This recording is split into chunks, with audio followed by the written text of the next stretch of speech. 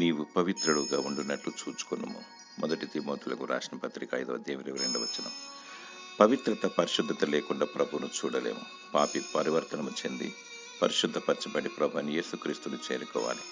పాపి అయిన మానవుడు పరిశుద్ధుడైన దేవుడు ఐక్యపరచబడి శరీరము శిరస్సు ఏకమైపోవాలి.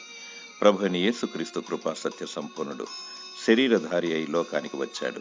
లోక పాపను మోసుకొని పోవు దేవుని గొర్రెపిల్ల తన రక్తాన్ని చిందించి ప్రాణం అర్పించి చనిపోయి తిరిగి లేచాడు. ఆయన పొందిన దెబ్బల చేత స్వస్థత, ఆయన రక్తము ద్వారా విమోచన. రక్తము చిందించకుండా పాపక్షమాపణ లేదు. యేసు రక్తము ప్రతి పాపం నుండి మనలను పవిత్రులుగా చేయను. అపవిత్రాత్మను ఏమాత్రము ఆధారం చేసుకునక దేవునికి లోబడాలి, అపవాదిని ఎదిరించాలి.